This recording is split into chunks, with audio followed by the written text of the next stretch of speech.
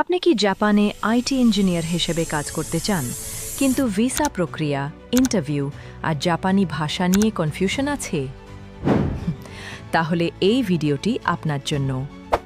আজ আমরা দেখব জাপানের আইটি ভিসার জন্য কাওয়াই গ্রুপ কিভাবে শুরু থেকে শেষ পর্যন্ত প্রফেশনাল সাপোর্ট দেয় এবং আবেদনকারী কিভাবে জাপানে পৌঁছে সফল ক্যারিয়ার গড়তে পারে। জাপানে আইটি সেক্টরে কাজ করতে চাইলে সঠিক ভিসা গাইডলাইন এবং প্রস্তুতি সবচেয়ে গুরুত্বপূর্ণ। এই পুরো প্রক্রিয়ায় কাওয়াই গ্রুপ আবেদনকারীর পাশে থাকে শুরু থেকে শেষ পর্যন্ত। প্রতিটি ধাপে প্রফেশনাল সাপোর্ট প্রদান করে। প্রথম ধাপে কাওয়াই গ্রুপ আবেদনকারীর জন্য একটি শক্তিশালী আইটি প্রোফাইল তৈরি করে। এর মধ্যে থাকে জাপানি কোম্পানির জন্য উপযোগী সিভি, স্কিল প্রেজেন্টেশন এবং সমস্ত ডকুমেন্টেশন সাপোর্ট। দ্বিতীয় ধাপে ইন্টারভিউ ট্রেনিং দেওয়া হয়। জাপানি নিয়োগকর্তার ইন্টারভিউ প্যাটার্ন অনুযায়ী আবেদনকারীকে প্রস্তুত করা হয়, যাতে আত্মবিশ্বাসের সঙ্গে সাক্ষাৎকারে উত্তীর্ণ হতে পারেন। তৃতীয় গুরুত্বপূর্ণ সাপোর্ট হল জাপানি ভাষা প্রশিক্ষণ। এই ভিসার জন্য JLPTN5 অথবা JFT বেসিক A2 আবশ্যক। কাওয়াই গ্রুপ অভিজ্ঞ নেটিভ টিচারের মাধ্যমে আবাসিক ও অনাবাসিক দু ধরনের ভাষা প্রশিক্ষণের সুযোগ দেয়।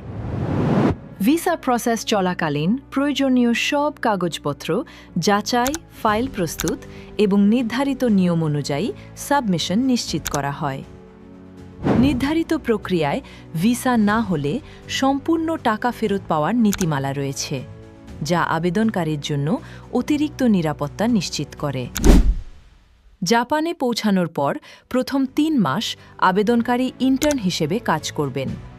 এই সময় বেতন শুরু হবে 2 লাখ ইয়েন থেকে। 3 মাসের ইন্টার্নশিপ শেষে পারফরমেন্স অনুযায়ী বেতন বাড়তে পারে 3 লাখ থেকে 4 লাখ ইয়েন পর্যন্ত, এবং ভালো পারফরমেন্স থাকলে ভবিষ্যতে আরও উন্নতির সুযোগ রয়েছে। এই ভিসার জন্য বয়স হতে হবে 25 থেকে 45 বছর। আবেদনকারীর আইটি বা প্রাসঙ্গিক ইঞ্জিনিয়ারিং ব্যাকগ্রাউন্ড থাকতে হবে এবং নিয়োগকর্তার সাক্ষাৎকারে উত্তীর্ণ হতে হবে।